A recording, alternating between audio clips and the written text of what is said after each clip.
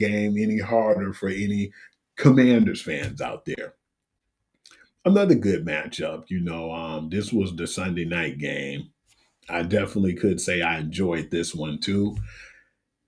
The Atlanta Falcons versus the San Francisco 49ers. It was a lot of defense. And if you don't like defense, you didn't like this game. Michael Penix had 241 yards, 21 to 38 in the score. They stopped John Robinson, and that was the main thing. And that was the vocal point of them winning. He had 14 carries with 40 yards. Mac Jones did enough just to win. He had 152 yards, 17 of 26, if I'm not mistaken. That man won 3 or 4 games. He had a pick on the day too, but Christian McCaffrey definitely put the team and the game on his shoulders right there. He played like I'm normally used to seeing him play. 129 yards, 24 carries, 2 touchdowns, 72 yards, and off of 7 receptions as well. So he did everything that they needed him to do, and that's why the victory went to San Francisco. And they're 5-2 on the year, and they've been doing pretty well without Brock Purdy.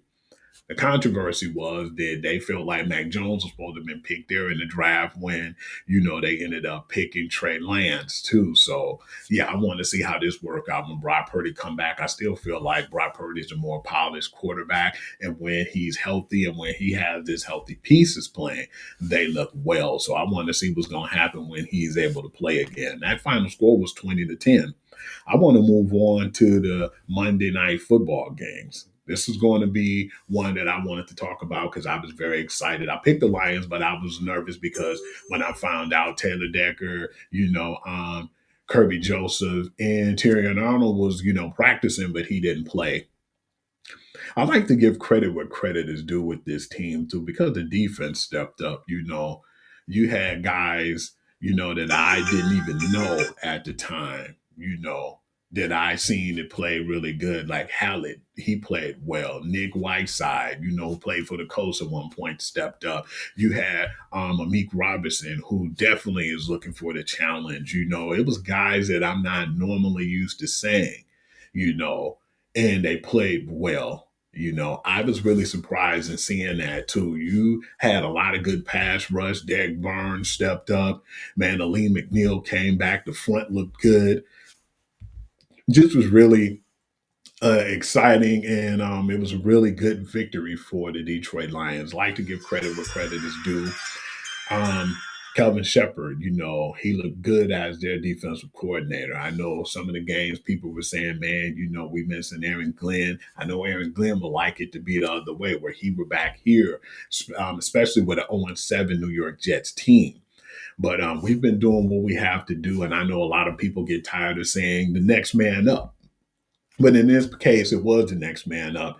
And I'm thankful for all those guys. Rocky Ashin came back and did well. Like I said, you had Whiteside, you had Hallett, Amik Robertson. It was guys that we're not used to calling their names on the regular, but it's good to see all of them step up and play really well on defense. And the unfortunate part about it was our defense was patchwork, but then the Tampa Bay Buccaneers offense was patchwork as well.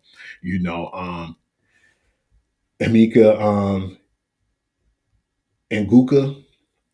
And Amika Nguka, he definitely played, but I don't think that he was 100%. But then, unfortunately, too, the news of Mike Evans is going to be out, and I believe that he might be out the rest of the year. With a clavicle injury. So I would be surprised if he come back. Definitely how far we are in the season. If he do, that'd be great. But at the same time, I believe that's why they got Amika Aguka. Because of the fact is, now that you got him injured and he's possibly out for the year, Chris Godwin's not 100%, and they've always had that issue with either one of the two guys being out. Now you have that wide receiver that you got, in Amika. And I think that this was a good plug move for them and their organization. And I respect the Tampa Bay Buccaneers organization because they always promote and they always pay the guys who's in the organization versus getting a lot of big players. I mean, Hassan Reddick was the exception, but still, they always, respect and pay the homegrown boys just like the Detroit Lions do. it wasn't the best offensive performance, but it was good enough for us to win. And I appreciate that, especially having a banged up team like this. I wasn't even sure if we was gonna pull off the victory. Like I said, I still pulled and I picked the